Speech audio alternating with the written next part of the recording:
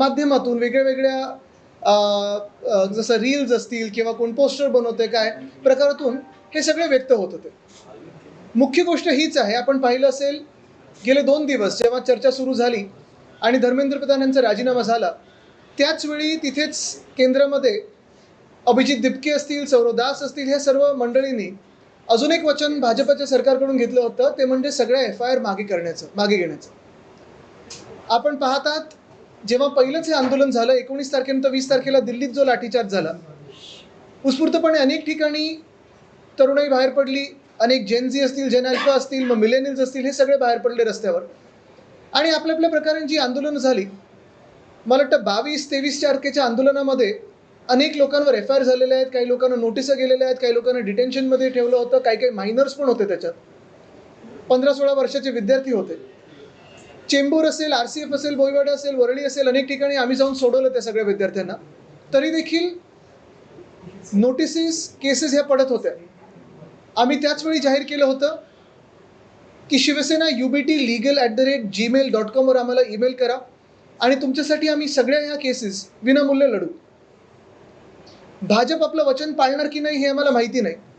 खरं तर त्यांनी आता ह्या दिवसात, आजच्या दिवसात मुख्यमंत्र्यांनी निर्देश देऊन सगळ्या FIR, सगळ्या नोटिसा ह्या मागे घ्याव्या, रद्द कराव्या. ही तर ठाम मागणी आमची आहेच. पण ह्याच्याही पलीकडे जाऊन सांगतो की जर ह्या मागे घेतल्या नाहीत तर आंदोलन करायचं की काय करायचं ही एक गोष्ट झालीच, पण दुसरी गोष्ट म्हणजे आमचा हा ईमेल ID शिवसेना ubt.legal@gmail.com, ह्याच्यावर आपल्या नोटिसेस पाठवा, आपापले जे काही FIR झालेत त्या पाठवा. संपूर्ण महाराष्ट्रात जिथे जिथे ह्या FIR झाल्या असतील ह्या आंदोलनाबद्दल, तर आम्ही आमचं वचन पाळणार आहोत, जे दिलेला शब्द आहे तो पाळणार आहोत आणि विनामूल्य तुमच्यासाठी ह्या केसेस लढू. ह्याच्यात मी पुन्हा एकदा सर्व ॲडव्होकेट्सना विनंती करत आहे, आवाहन करत आहे की ज्यांना ह्या केसेस लढायच्या असतील, ह्या कॉजमध्ये पुढे यायचं असेल, ह्या लढ्यात पुढे यायचं असेल, त्यांनी संपर्क साधावा. काही चांगल्या मोठ्या काउन्सिल्सबरोबर आमचं बोलणं झालेलं आहे, जे प्रो बोनो ह्या केसेस लढणार आहेत असं त्यांनी देखील जाहीर केलेलं आहे आणि हा लढा आम्ही देऊ. पण ह्याही पलीकडे जाऊन जसं ह्या नीटच्या पेपरफुटीचं पाहिलं, म्हणजे आता एक विचित्र गोष्ट पहा तुम्ही, आपल्याच माध्यमातून आम्ही सगळं वाचतोय. नीट मेडिकल एक्झाम ह्याच्यात पेपर फुटल्यानंतर हे एवढं मोठं आंदोलन करायला लागलं आणि त्या आंदोलनकर्त्यांवर सरकारने पोलिसांच्या माध्यमातून, रॅपिड ॲक्शन फोर्सच्या माध्यमातून पेलेट गन्स, AK-47 कुठेतरी बिहारमध्ये मला वाटतं, मग तुमचं इलेक्ट्रिक शॉक, या सगळ्या गोष्टी, लाठीचार्ज, त्या लाट्यांवर खिळे गंजलेले होते, हे सगळं वापरलं. पण ज्या विद्यार्थ्यांनी काही वर्षांपूर्वी हा नीटचा पेपर देऊन डॉक्टर झालेत आणि ते कल्याण डोंबिवलीच्या हॉस्पिटलमध्ये होते, ते रमेश म्हात्रेला बेल देण्याच्या मागे सरकार जास्ती उत्सुक आहे. अटक केले हॉस्पिटलमध्ये लपवलं, त्यानंतर बेल कशी मिळेल ह्याच्यावरच सरकार जास्ती उत्सुक आहे. आणि तिथे मला वाटतं न्यायव्यवस्था ही कडकपणे आता नशिबाने चांगली भूमिका घेत आहे. म्हणजे डॉक्टर बनलात तरी मार खाल्ला आणि सरकार तुम्हाला सोडतंय, आणि तुम्ही डॉक्टरांसाठी लढलात, तुम्ही जे होतकरू डॉक्टर्स आहात त्यांच्यासाठी लढलात, तर तुमच्यावर केसेस टाकतात हे सरकार. भाजपची ही राजवट ही विद्यार्थी विरोधी आहे, युवा विरोधी आहे, हे आता कळायला लागलेलं आहे. आणि ह्याचाच धागा पुढे नेत असताना हा जो MHCET स्कॅम जो झालाय नाही झालाय ह्याच्यावर मुख्यमंत्र्यांचं कुठेही स्पष्ट भाष्य आम्ही ऐकलेलं नाही आहे.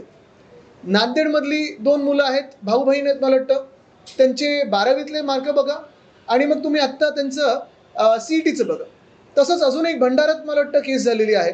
आणि ह्या सगळ्या भाजपच्याच निगडीत लोकांशी बरोबर कसं CET राऊंडमध्ये पुढे येतात हे दिसायला लागलेलं आहे. मला वाटतं आजच्या दिवसामध्ये मुख्यमंत्री महोदयांनी ह्याच्यावर स्पष्टपणे भाष्य करावं, कारण उद्यापासून ॲडमिशन सुरू होतात. ॲडमिशन तुम्ही ह्याच बेसिसवर घेणार आहात की ॲडमिशनला स्थगिती देणार आहात? हे विद्यार्थ्यांमध्ये खूप घोळ आहे. मागच्या वर्षी पण असंच झालं. मागच्या वर्षी पण 4 दिवसात लगेच पहिली कॅप राऊंड सुरू झाली आणि तेव्हा सरकारने सांगितलं नाही आता काही करू शकत नाही, त्या पहिली राऊंड झालेली ॲडमिशनची. अनेक विद्यार्थ्यांचं ह्याच्यात नुकसान होतं. आणि कुठे ना कुठेतरी मला वाटतं सरकारने, जसं आता परवाकडे मी बघितलं, कालच बघितलं, पंजाबबद्दल जेव्हा प्रश्न विचारला गेला तेव्हा अरविंद केजरीवाल यांनी स्पष्टपणे सांगितलं काय झालं, जबाबदारी स्वतःवर घेतली आणि काय त्यांनी पावलं उचलली सांगितली. तसं आमच्या मुख्यमंत्र्यांनी सांगावं, कारण लाठीचार्ज कोणी करायला लावला हेही कोणाला माहिती नाही. दिल्लीतून आदेश आले की इकडच्या गृहमंत्र्यांनी आदेश दिले हे देखील सांगावं. दुसरं म्हणजे अनेक केसेस आम्ही पाहतो, एक नागपूरमधली ती आमची युवती सेनेची अपूर्व, तिला कसं फरफटत नेलं, पुरुष पोलीस कशी अवतीभोवती होते जेव्हा तिला शुद्धी आली कारण तिला चक्कर आलेली जेव्हा हे मारहाण झाली तेव्हा. त्यानंतर इथे पण एक काल केस बघितली, एका महिलेचं रिब बोन फ्रॅक्चर झालेलं आहे. या केसेस तर आम्ही परस्यू करणारच आहोत, कारण एवढा बेशुमार लाठीचार्ज करण्याचा किंवा असं कोणी हाताळण्याचा कोणालाही अधिकार दिलेला नाहीये. तिसरी गोष्ट ह्याच आंदोलनातली म्हणजे अनेक जे रील्स बनले, हे रील्स आता सरकार नोटिसा पाठवून काढण्याचा प्रयत्न करत आहे. कोणाला घाबरतंय सरकार? विद्यार्थ्यांना घाबरतं. एवढी भीती तुमच्या मनामध्ये, जर तुम्ही विद्यार्थ्यांचं ऐकलं असतं तर एवढी भीती बसलीच नसती. पण ज्या विद्यार्थ्यांनी एक हुकुमशाला झुकवलेलं आहे, आता तुम्ही त्यांचे रील्स, तुम्ही त्यांचे इंस्टाग्राम अकाउंट्स बंद करण्याच्या मागे लागलेले आहात, फेसबुक अकाउंट्स असतील, ट्विटर अकाउंट्स असतील, बंद करण्याच्या मागे लागलेले आहात. मी सर्व ह्या तरुणांना सांगत आहे, हे सगळे तुमचे व्हिडिओ सेव्ह करून ठेवा आणि परत एकदा अपलोड करू आपण सगळं. ह्या हुकुमशाला तर घाबरायचं नाही.